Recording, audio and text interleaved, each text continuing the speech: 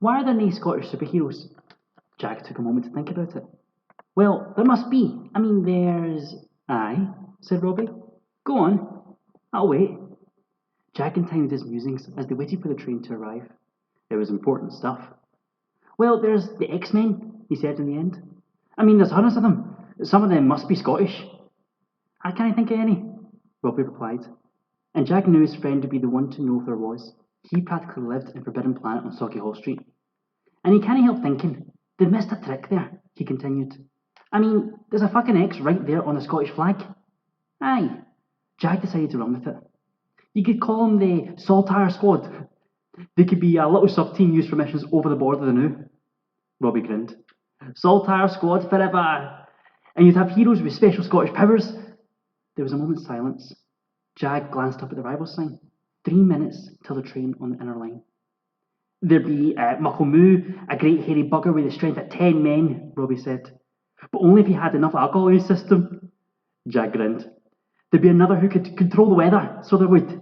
But only driving rain and a bit of fucking wind. And his name would be... The two looked at each other for a moment.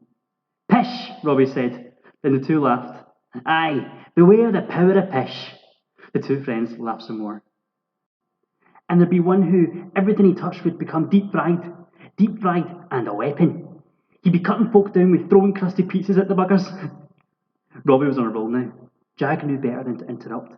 It was far more fun just to let him freewheel his way into a fantasy world.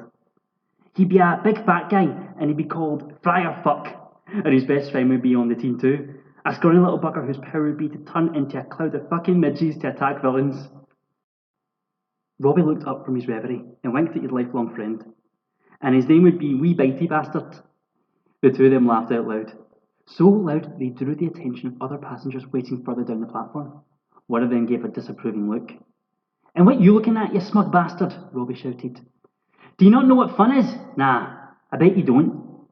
The man looked away, and Jag tried to pull his friend back from the temper that had just surged. Aye, that's great it is, he said. But they're going to need some villains to fight. Oh, that's easy, Robbie replied. That's the League of Tory bastards out of Westminster. But his face was hard now, and the joy of a few seconds earlier was gone.